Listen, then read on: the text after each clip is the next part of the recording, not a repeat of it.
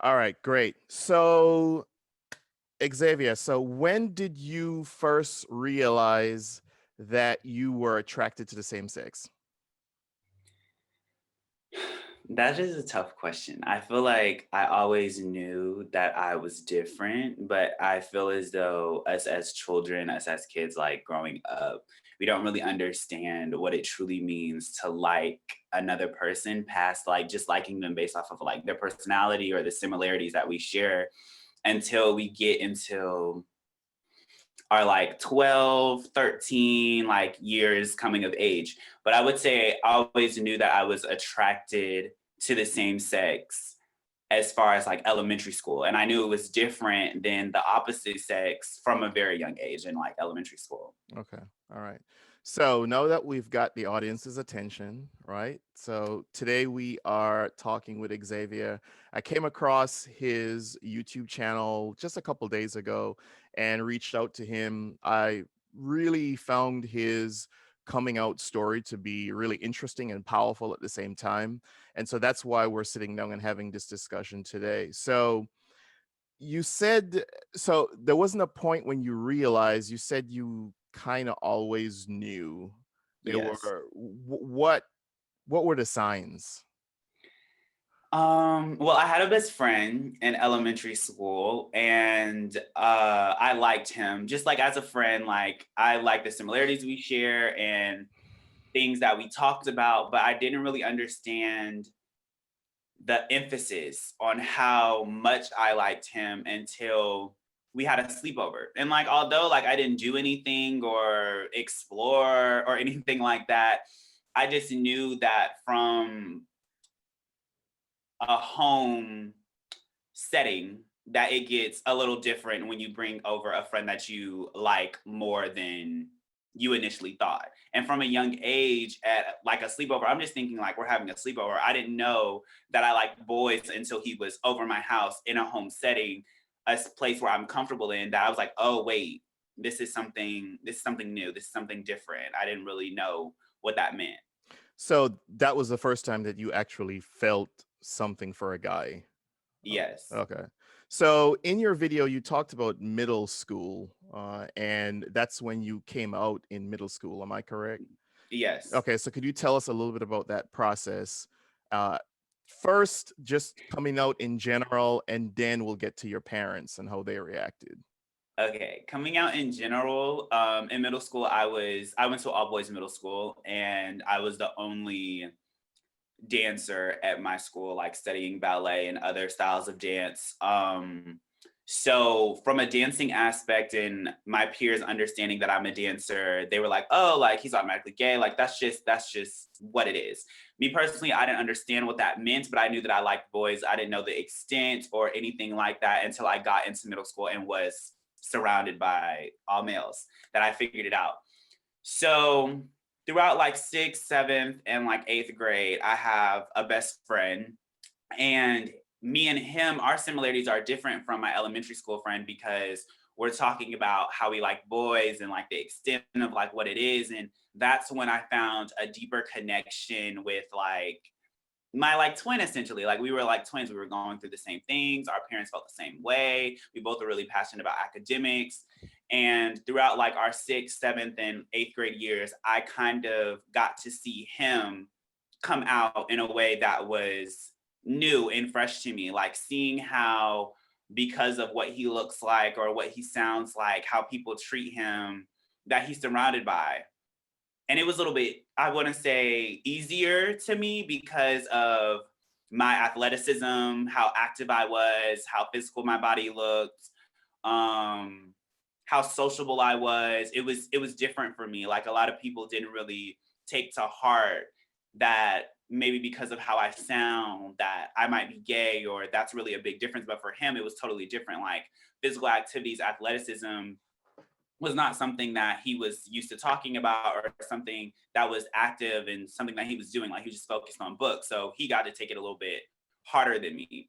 So throughout my middle school years, being surrounded by all boys, I found certain males attractive. I found certain people that I connected with, and I would confide in only my best friend in expressing that situation. But over time, other people found out just because they were like, oh, like you're hanging out with this person a little bit too much, like y'all are talking a little bit too much, like you're taking his clothes like while he's like changing for football, like you're holding his clothes, you're holding his phone.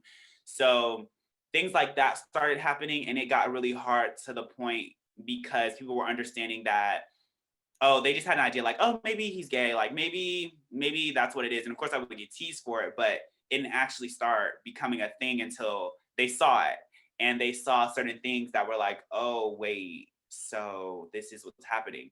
And of course it was hard. Of course there were moments where I felt uncomfortable being surrounded by all boys that all they talked about was girls, and all boys that were only concerned about with sports. And it got really drowning, and I didn't really feel safe in a way because I didn't feel like there was anyone I could talk to except for my best friend who was going through it with me. And it just kind of was a spiraling sensation of like depression. Yeah.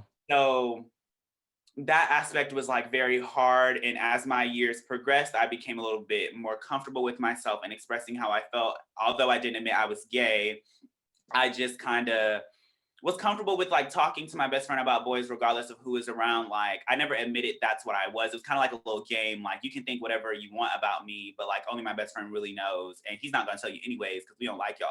Yeah. So it was just kind of like a game that we played. But in my 8th grade year, that was kind of me getting close with someone that I thought was really attractive. And from there, the aspects of like my parents finding out and then bringing it up to the school, that's when things started getting a little bit, Okay, I so would say, dangerous for yeah, me. let's kind of rephrase it from right there. How did your parents find out? This story, it's so funny. So as an upcoming like dancer, like professional thing that I have going on, and being on like several different dance TV shows and stuff like that, in order for me to have an Instagram, my parents had to have the password. They had to be active in it. They had to see what like people were liking and people were commenting on my stuff because I was young. They wanted to make sure that I was safe, I was protected, no one was coming for me, no one was trying to S- get too close to me. So they controlled your social media account. Basically, Okay. yes. It All right. controlled my Yeah. Instagram. Okay. And my only aspect of talking to the person I was talking to at the time in 8th grade was through Instagram. So I would delete things so they didn't see it, but Instagram was acting up one day, Yeah. and I got logged out of my Instagram. And I Mm-hmm. didn't know the password because my parents knew the password, and they let Yeah. me, be post whatever I want. And they were always like, control it, like make sure that I wasn't posting anything too crazy. Yeah. But I didn't have access to get back into the Instagram and delete certain messages and certain things that were there. So I was like, hey, like I texted them like, hey, like, can I get back into my Instagram? Like I just got logged out. They're like, oh, you need to focus on your schoolwork. After you're out of school and your father picks you up, like you'll get logged back in. He'll take your phone before you go to dance, yada, yada, yada. Okay. Yeah. I was like, okay, like that's fine. But like a few minutes later, I guess my mother logged into my Instagram herself at like work or whatever, and Mm-hmm. she sends me a text message, and it's like, Xavier, what in the world is this on your phone? And I was like, Uh-oh. oh, Uh-oh. oh, oh wait, she figured it out. So of course, like from there, I was super nervous, super anxious, had a lot of anxiety going on. Like me and my best friend, I was like, oh my goodness, like girl, she done found out, like this is a lot going on. So I get in the car. I really don't speak on anything with my father because I didn't know if my father knew. I don't know if he didn't know. I didn't know what was the situation. So I just went to dance, didn't think too much of it, but I knew when I came home and I walked in those stores, it was going to be a different type of conversation. Uh-oh. So that whole night is like a vivid memory. Like I don't think I could ever forget it. I came home from dance, and actually, I think the first night they let me go to sleep. The second night, when I didn't have dance, they were like, okay, like let's have this conversation. and they were just trying to figure out what was in my phone, and I wasn't really comfortable telling them because at the time, like, I knew I was attracted to boys, but I still don't know the extent of how I'm attracted to boys Okay. because that's all I'm surrounded with. Like, I'm Yeah. only surrounded by boys. Like, girls aren't in the factor, but they were in elementary school, but now they aren't. So I don't really know the extent of how much I like them, how much I don't like them. And I wasn't So comfortable saying. so at this point you didn't really want to say you were gay because you won't 100% certain. So you didn't want to just Exactly. okay. All right. And I was still trying to figure that out for myself. So they were just, asking like, "Oh, like, are you gay?" Like, I'm like, I don't know. And I just felt a lot of pressure because they wanted an answer, but I didn't have an answer to give them. So it got frustrating on both parts because I don't know. And I feel like they're trying to force something out of me that I don't know. And I Mhm. feel like they were trying to get an answer out so they can have a better understanding. But it was just very, very frustrating. Emotions got elevated. And I just, at the moment, I didn't say if I was gay or bi or whatever. I just said, okay, this is my boyfriend. Like, although essentially he wasn't because I was in middle school, I didn't even know what I was talking about. Yeah. But that's what I said. And I remember my father getting up and asking me again, like, what did I say? And I was like, that's my boyfriend. And then the next thing I know, like, I'm on the other side of the hallway. And it was just a lot of things, a lot of emotions. I remember my mother crying, my aunt crying at the moment. I was frustrated. I was crying. It was just a lot. And it took a long time for me to still figure out what exactly I was and for them to try to understand what that meant and coping with the whole situation. Okay. So you said you were on the other side of the hallway.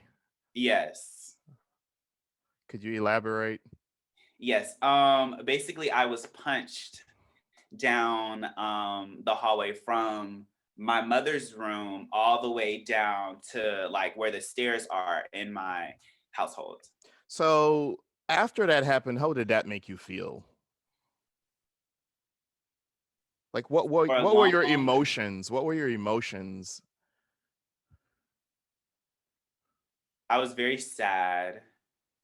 I'm like smiling about it now because looking back on it, it's not, I know that that's my story, but it doesn't define me. I consider myself more than just what I've been through. But in the moment, I was very sad. I feel like no one understood me. I felt as though I could not talk to anyone. There were no family members that I could really talk to because a lot of them didn't want to speak or have certain conversations or show up for me because I was a dancer. So to know that my immediate family, the ones that live with me, aren't comfortable with me trying to figure out who I am as a person, it was very frustrating to me. Like I felt like I had no escape. And my escape was dance, but ever since they found out that I was exploring with boys and that I was the thing, I was trying, well, not the thing, but the thing that they were afraid of, the thing Mhm. that everyone that immediately disregarded themselves from my life was, oh, y'all can let him be a dancer. I don't support him dancing. I'm not going to really be here and active in his life, but just like my last words, just don't let him be gay. So now that they're in this aspect of, oh, wait, he might actually be gay, it's just Mm. like dancing itself became an afterthought. They were Uh, thinking of like sending me away and not letting me pursue my passion and my like only escape. Because when I'm going through all of this, the only thing that I can really do is dance. I can okay. only showcase my emotions on a stage because it's kind of frustrating. I can't talk them out because I don't really know what they are in the first place. I can Yeah. just dance through this frustration. And that being taken away, it was well, not taken away, but the possibility of it being taken away put me in a whole different headspace. Like I didn't really essentially want to be here on this earth. Mhm.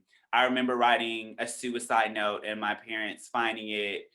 It was a lot of emotions, a lot of confusion, a lot of frustration. But ultimately, I just felt like no one understood me and that there was no point in me being on this earth if I cannot do what I love to do.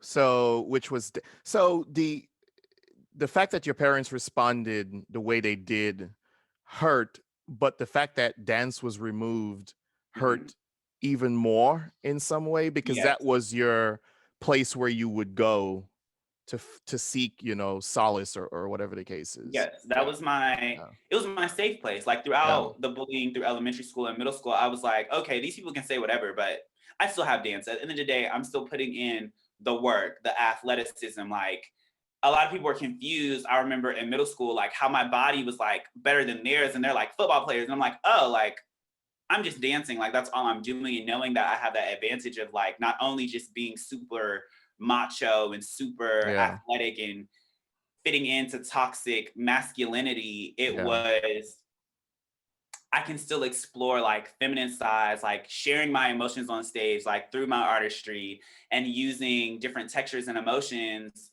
with dancing is what made dancing so appealing to me that I could express Mhm. myself in different ways that a lot of people can't without publicly like speaking or publicly showing someone their actions. Yeah. So the fact that that was taken away, it felt like I had no voice. It felt like I cannot speak because I didn't know my emotions. I didn't know a lot of things, but one thing I did know is that I love to dance. I Yeah. knew that regardless of how I was feeling, I could get through it as long as I had dance. And the possibility of that going away, it just felt like I had no voice. Okay. Yeah. I know people who have attempted suicide. I've never actually got to talk to them, but I know of people who've attempted suicide through my line of work. So I also work in the drug rehabilitation area, I guess you can call it. So working with people who are struggling with drug addiction and alcohol addiction and all that sort of stuff, even sex addiction and all that sort of stuff. So, but suicide when you're writing a suicide note, this might sound like a stupid question, but I gotta ask, when you're writing a suicide note and you're thinking about all where's your mindset? I'm curious, because are you seeing anything ahead that looks bright? Are you seeing a bright future, or is it that you're so focused on what has gone wrong, what is not working? Like, where was your mindset when you were writing that note? What were you thinking? For me, I've always been an optimistic person. I've always been the person to not focus on what's right now, whether that's good or bad, but how I can grow from this or how I can be better. And when there was a point where I could not see that, I could not try my hardest to figure out how I could move forward because I'm not pursuing what I feel or and what I continue to feel is why I was put on this earth. That's when I have to question, should Oh, I be here? okay, okay. So your purpose was removed. Yes. Yes, your purpose was removed. So you mentioned a couple of minutes ago that your mom and something with the school, and she came to the school, and what was all that about? So when she found the initial text messages, DMs, as we should say, Yeah. she felt as though because the person was a senior in high school and I was currently an eighth grader, Mhm. she thought they were trying to prey on me, which wasn't quite the case because I've always looked older than I actually am. I've always carried myself to be a little bit more mature than my current age. Mhm. So for me, it wasn't that big of a deal, but I can see from a mother's aspects how she could feel as though someone was trying to prey on her son. And I was just thinking personally of everything that I've built at that school, being a dancer, being a Black male, not super into sports and focused on my academics, being like the principal's pet and like everyone, every single teacher loving me. And my mother coming in and just trying to take it all away, Yeah. essentially, because the principal has this idea of me, but already know how the school feels about gay people. Like, I already know how the school feels of people in the LGBTQ plus community. Like Yeah. they don't look on it in a great way. They don't speak on those aspects. They kind of make a joke of it. Yeah. And to see that in, you know, public, like high figures that I think of, like my principal, my dean of students, all of the faculty, all of administration, it's just like the only way that I can talk to these people is through my academics, having stellar academics, and then being like, oh my goodness, I just love Xavier. Like he's just a great public speaker and he carries himself very well. And it's amazing. And for them to find out something that in their head is not right, it's just Mm-hmm. like, oh dang, it's all over. And that's how I felt. So it was it was a lot, talking to my principal about it and the dean of students and letting them know that like this is like who I am. It felt very refreshing. It did feel like a weight was lifted over in a sense. And I feel like I kind of helped them change their perspective of what they thought it was, because Yeah. in their eyes I was like a son to them. They were like, oh Mm-hmm. my goodness, I just love Xavier and everything that he's working for. Like they considered me a son, and a lot of like other people did not like that because I was not super athletic. I wasn't on the sports team. I Uh, had really good academics and carried myself very well. So a lot of people were envious that I had the relationship like that with the principal. So when he found out that I was gay, it caused him to like think of it differently because he kind of thought of me as his son. mm-hmm. So I was grateful to change his perspective. Tell me about the role that your little brother played when you were going Oh, through all of this. my little brother Isaiah is literally a blessing. He's kind of the best thing that has happened to me, I would say, in my lifetime. I didn't really like him at first. There's several videos of me when he was younger, like trying to like be like, what is this? But when coming out and not having anyone in my immediate family to talk to, I actually had my little brother Isaiah. And I feel as though the only reason why I could talk to him is because he was so young.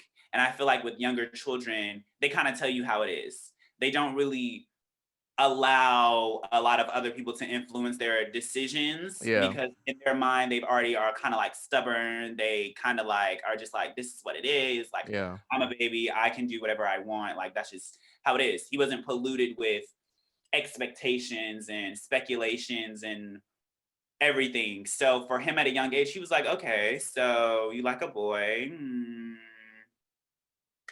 I don't see the problem. Like I don't Yeah. see like what's wrong with that. You just like someone. Like he doesn't really understand the whole aspect of church and everything else, like family, the world, the internet, the media, everything. He doesn't understand that.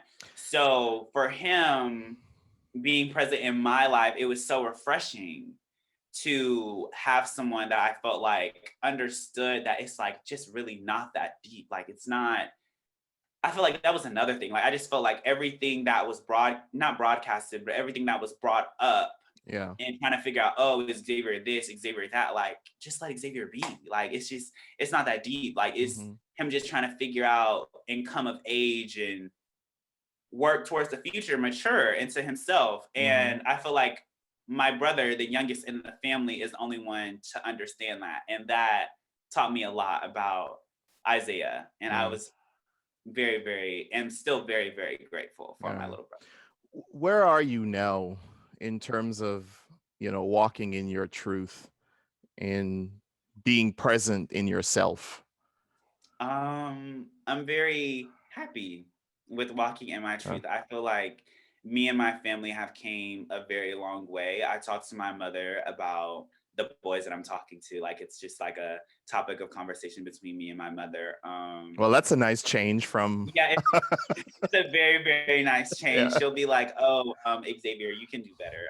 No, like I just need you to like. So it's like great that like we have that relationship. And at first, when she was asking questions, it just felt like she was still trying to bombard me with figuring out who I was for myself. But over time, and me understanding who I am, the questions were just like, "Oh, you're just like curious, like you just don't know, like you have no understanding. So let me like try to educate you with the little that I know." Yeah.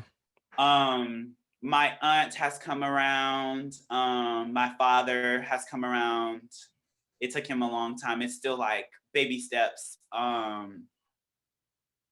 But yeah, it's great. Isaiah, my little brother, is actually gay as well. So it's nice to have I feel like I'm a role model to him. I have to like set the stone, like let him know like this is okay, this is not okay. Yeah. And it's great that I get to walk him through what I went through and actually make it easier for him because Yeah. they've been through it.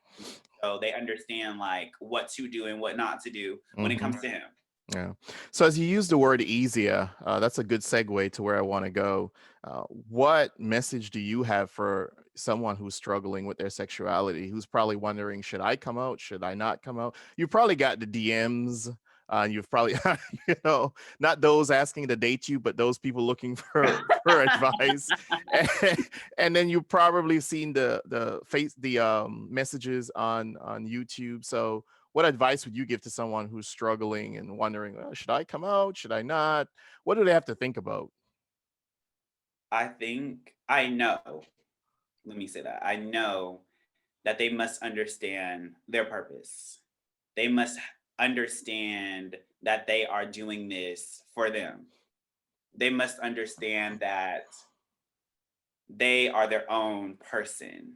They are them. They Yeah. only have a little bit of time on this earth to truly explore, truly walk outside and be free and not be afraid of, PDA or anything. So, for anyone trying to come out, try to showcase who they are with their Yeah. family or friends, because family is not blood. Family is sometimes who you surround yourself by, because not That's true. everyone is fortunate enough to have immediate family. Um, so I would just say, remember that you're doing this for you.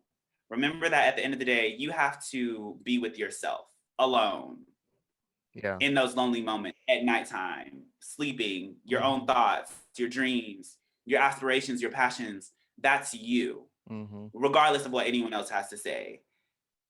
Also, with family being not just blood, like if your family chooses not to accept you and chooses not to get to know you, you can't control that. You can't control what someone else does or their aspects of how they feel or anything regardless. Yeah. You can just control yourself, your thoughts, your emotions. Hmm. So if they don't accept you, I would say I would encourage people coming out to find people that are your best friend, your twin that you can talk to and have similarities with and are going through the same things, and speak about your goals and aspirations. Because if it was not for my best friends through elementary, middle school, and my current best friend right now, I would not be who I am today. I would not be trying all these things and having a YouTube channel, and without, yeah, I would not be doing as many things as I'm doing, because although these are my goals, my things that I've created in my own head, they have been the people to be like, let's do this. Like, forget what everybody else say. Like, we're going to be the baddest in the gang. We are going to be those people that we should have looked up to when we were younger. Okay. Because when I was younger, when I was going through all of this, there was no one I could see on the internet. There was no one that Hmm. I could look towards that was a black male that was trying to do all of these things. So,